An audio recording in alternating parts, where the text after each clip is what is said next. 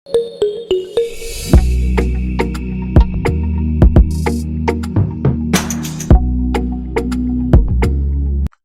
a number x is 10% less than another number y and y is 10% more than 125, then x is equal to, देखो यहाँ पे x है, y है और 125 है। y 125 से 10% मोर है। 10% का क्या मतलब है? 1/10 मोर है। इट मीन्स अगर 10 वैल्यू है तो y 11/10 के फैक्टर होगा। सो अगर आप 125 को देखोगे तो y का वैल्यू यहाँ पे मिलेगा 11/10 इंटू 125। नाउ यहाँ पे कह रहा है कि x इज 10% लेस देन है y, सो y से x कम है 1/10। 10% को आप 1/10 लिख सकते हो और ये कम है। इट मीन्स यहाँ से फैक्टर क्या आएगा? 10 से एक कम, यानी 9/10 का फैक्टर।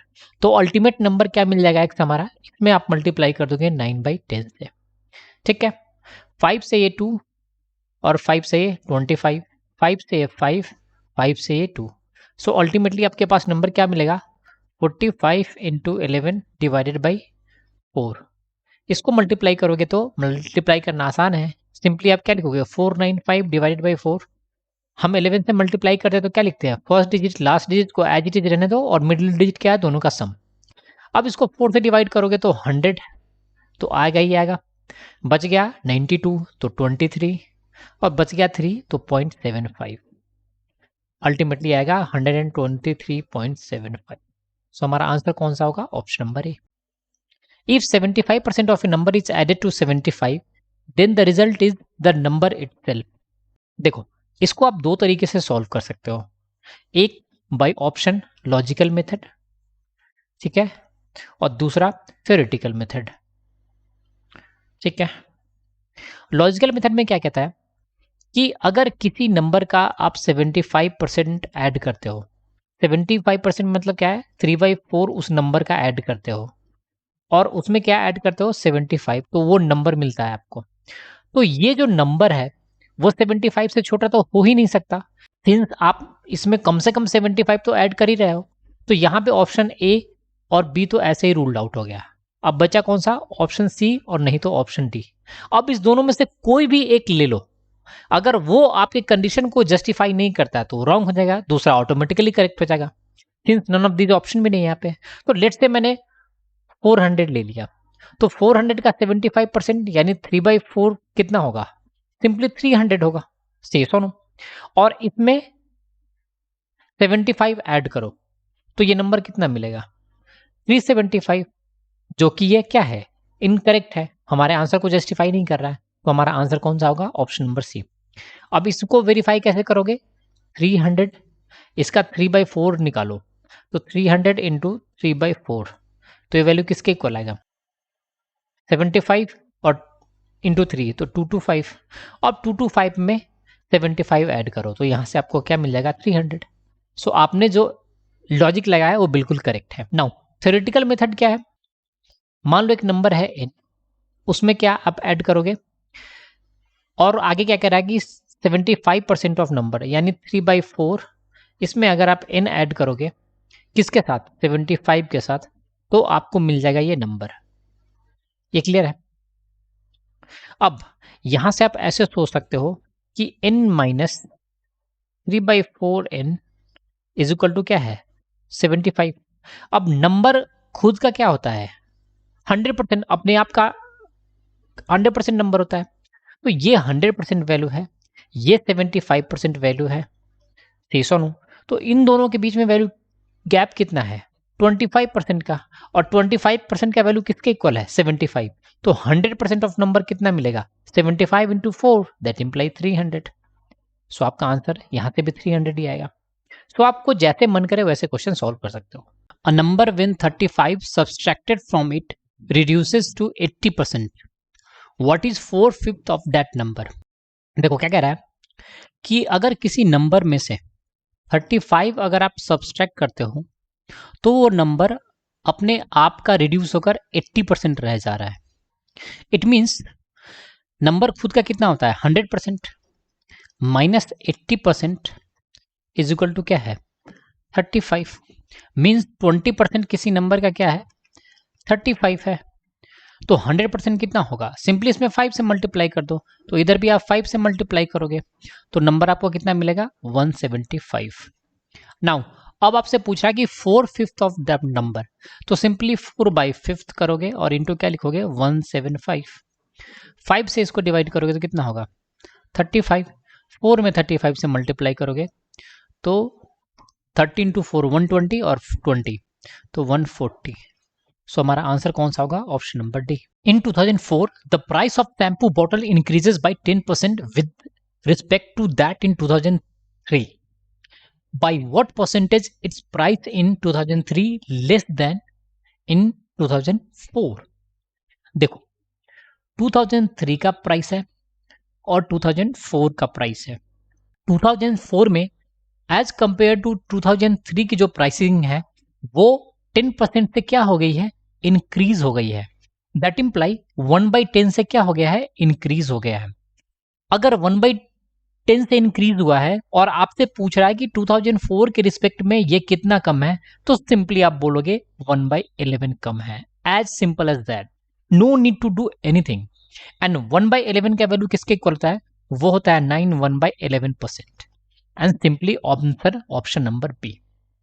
आप इसको कैसे करते हैं, कैसे समझते हैं, वो एक वीडियो में मैंने कंप्लीट एक्सप्लेनेशन दे दिया, उसका लिंक मैंने आई बटन में दे दिया है, वहां पे जाकर आप देख सकते हो। सो मस्ट वॉच दैट वीडियो।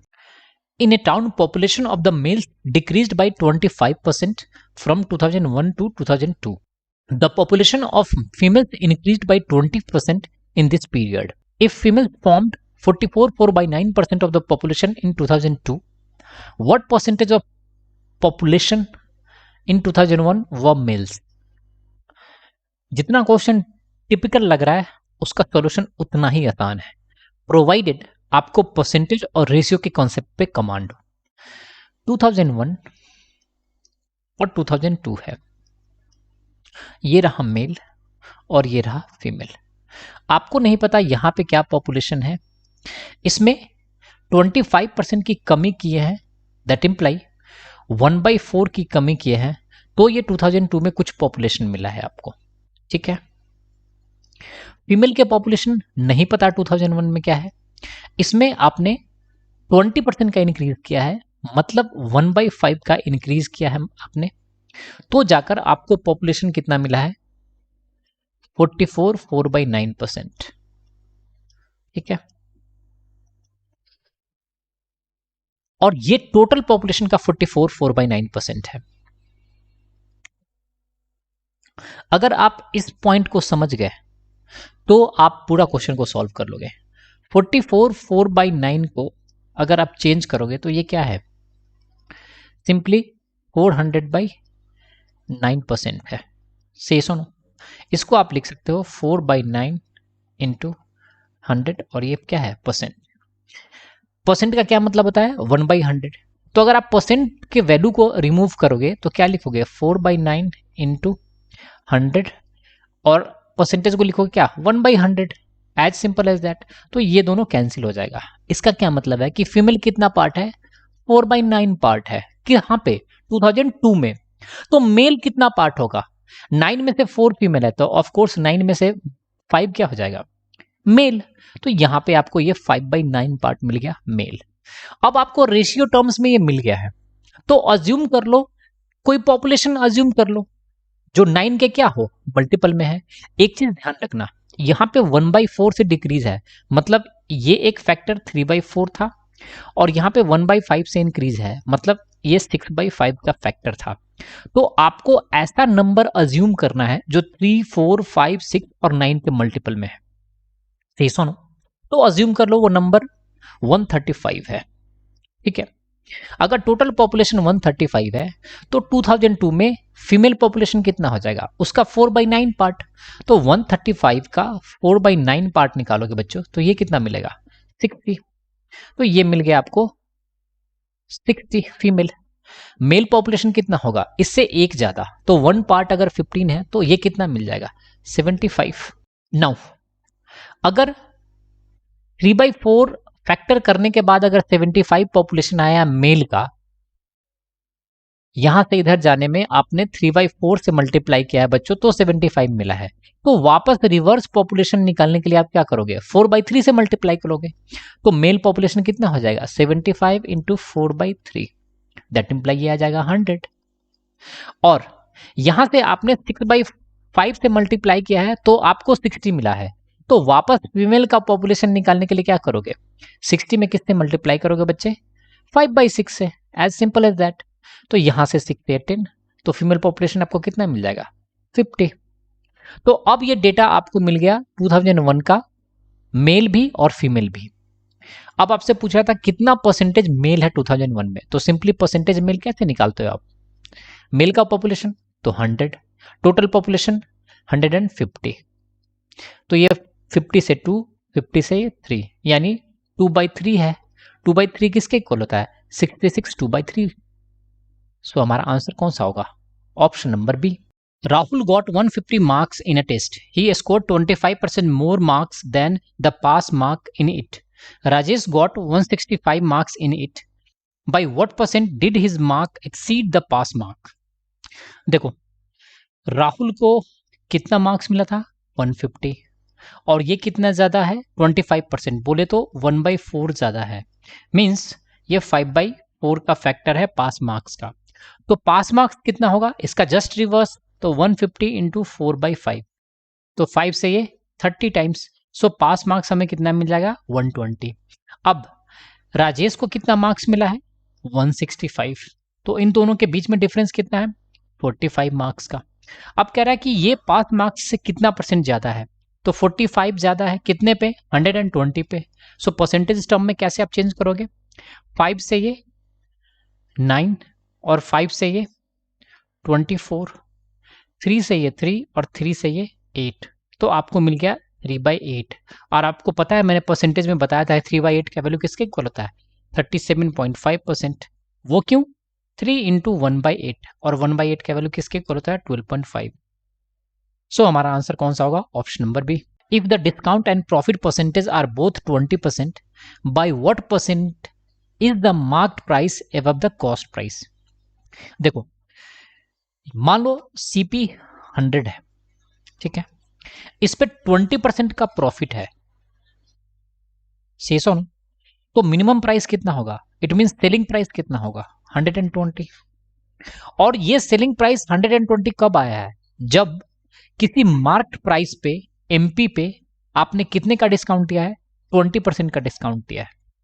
तो 20% डिस्काउंट देने का क्या मतलब है, 1/5 का डिस्काउंट दे रहे हो, इट मीन्स 5 रुपीज के प्राइस में 1 की कमी कर रहे हो। इफेक्टिवली क्या है, ये 4/5 से मल्टीप्लाई कर रहे हो। तो मार्क प्राइस में, एमपी में अगर 4/5 से मल्टीप्लाई किया है तो आपको मिल गया है 120। तो मार्क प्राइस कितना होगा, simply 120 into 5 divided by 4, that imply है कितना आएगा, 150, 4 से ये 30। तो मार्क प्राइस आपको मिल गया 150, कॉस्ट प्राइस कितना था 100। तो सीपी से मार्क प्राइस कितना ज्यादा है, 50 ज्यादा है, यानी 50% ज्यादा है। तो हमारा आंसर कौन सा होगा, option number B. The breadth of a rectangle decreases by 20% and then increases by 30%, by what percentage should the length decreases so that area remains unchanged. देखो, ब्रेथ इनटू लेंथ ये किसके इक्वल होता है, area के। इसको हमें constant रखना है, ठीक है। यहां पे ब्रेथ पे 2 ऑपरेशंस हुआ है। फर्स्ट में देखोगे ब्रेथ को क्या क्या 20% से डिक्रीज कर रहे हैं। 20% से डिक्रीज करने का क्या मतलब है, 1/5 से आप क्या कर रहे हो, डिक्रीज, मतलब 1 की कमी कर रहे हो 5 में। सो एक फैक्टर आपका क्या आएगा, 4/5। नाउ उसके बाद आपने 30% का इंक्रीज किया है, तो 30% का इंक्रीज का क्या मतलब है कि 3/10 से इंक्रीज कर रहे हो आप, मतलब अगर 10 होता तो उसमें 3 ज्यादा कर रहे हो आप, तो ये 13/10 हो गया। तो इफेक्टिवली क्या कर रहे हो आप ब्रेथ में, पहले 4/5 से मल्टीप्लाई किए हो और फिर 13/10 से। इसका क्या मतलब है, आपने किया है 52/50, मतलब अगर ब्रेथ 50 होता, 50 होता, तो अब फाइनली 52 हो गया है। मतलब कितने का इंक्रीज है, 50 पे 2 का इंक्रीज है, तो 100 पे कितने का इंक्रीज होगा, 4 का। मतलब आपने ब्रेथ को 4% से इंक्रीज कर दिया है। 4% से इंक्रीज करने का क्या मतलब है, 1/25 से इंक्रीज किया है, तो लेंथ को किससे डिक्रीज करोगे, एज सिंपल एज दैट 1/26 से। तो 1/26 का परसेंटेज में कैसे चेंज करोगे, 100 डिवाइडेड बाई 26, सिंपली कितना आएगा यार, 322/26 by 26 percentage, that imply 311/13 percentage. वैसे मैंने इसका बताया था आपको शॉर्टकट, वो भी याद होना चाहिए। सो हमारा आंसर कौन सा होगा, option number D. The length of a rectangle is increased by 20% and it's breath is increased by 10%. Which of the following is possible value of the percentage increase in its area? देखो, इसको आप 3 method से solve कर सकते हो। एक जो formula होता है जो आपको पता है, a plus B plus A B by 100, ठीक है। तो आप सिंपली क्या लिखोगे, 20% प्लस 10% और प्लस क्या लिखोगे, 20 into 10 and divided by 100, that imply ये 30 और ये मिल जाएगा आपको 2, दोनों का वैल्यू सॉल्व करने के बाद। तो 30 प्लस 2 दैट इम्प्लाई 32। ये तो सभी बच्चों को पता है। इसको आप दो और मेथड से सॉल्व कर सकते हो। नॉर्मली 20% से इंक्रीज होने का क्या मतलब है, 1/5 से आप इंक्रीज कर रहे हो, मतलब ओरिजिनल वैल्यू 5 था तो फाइनल वैल्यू कितना होगा, उससे 1 ज्यादा, यानी लेंथ अब हो जाएगा 6/5 का फैक्टर।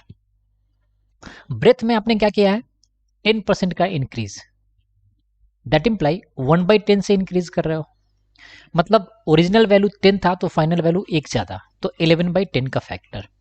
एरिया क्या होता है, ब्रेथ इंटू लेंथ, तो आप क्या लिखोगे, 6/5 इंटू 11/10। एरिया हो गया है 11 इंटू 6 तो 66, और शुरू में कितना था, 10 इंटू 5 50, तो 50 पे कितने का इंक्रीज हो रहा है, 16 का, तो 100 पे कितने का इंक्रीज होगा, 32 का। सो हमारा चेंज कितना होगा, 32%, ठीक है। थर्ड आप ऐसे भी कर सकते हो, अज्यूम कर लो कि लेंथ भी आपका 10 है और ब्रेड्थ भी आपका 10 है। अब इसमें आप 20% से इंक्रीज कर दो, तो 10 का 20% कितना होगा, 2, तो अब लेंथ कितना हो जाएगा, 12, और इसको 10% से आप इंक्रीज करोगे तो ये वैल्यू कितना हो जाएगा, 10 से इंक्रीज होकर कितना हो जाएगा, 11। सो इनिशियल एरिया कितना था, 10 इंटू 10, इस दोनों को मल्टीप्लाई करोगे तो 100, और फाइनल एरिया कितना हो जाएगा, 12 into 11, that imply 132। So change कितने का हुआ, 32 का, कितने पे, 100 पे। सो हमारा आंसर क्या होगा, 32%। तो आप डिफरेंट डिफरेंट क्वेश्चन में डिफरेंट डिफरेंट रिक्वायरमेंट के बेसिस पे आप मेथड अडॉप्ट कर सकते हो। So thanks for watching the video. A man bot 100 mangoes eight a certain price with the intention of selling each at 25% of profit, but 20 mangoes got spoiled. If he sold the rest at the intended price, what was his profit or loss percentage? देखो 100 mangoes था, assume कर लो इसको ₹1 पे बेचना था, तो total कितना price आता, 100 रुपीज, सही सुनो। अब इसका इंटेंशन क्या था, इससे 25% मीन्स 1.25 रुपीज में ये बेचता फाइनल प्राइस, लेकिन हुआ क्या है, यहां से -20 मैंगो करोगे, इसलिए कि वो 20 मैंगो क्या हुआ, स्पॉइल हो गया, तो बचा कितना, 80। अब 80 को 125 के रेट से ही बेच रहा है, तो 80 इंटू 125 करोगे तो आप इसको क्या लिख सकते हो, 80 प्लस 0.25, तो यहां से कितना आएगा, 80 और प्लस 80 इंटू 0.25, इसका वैल्यू किसके इक्वल आएगा, 20 रुपीज़ के। तो यहाँ से भी इसको फाइनल भी कितना प्राइस मिलेगा, 100 रुपीज़, इनिशियल भी कितना था, 100 रुपीज़, तो कितने का प्रॉफिट और लॉस, 0%।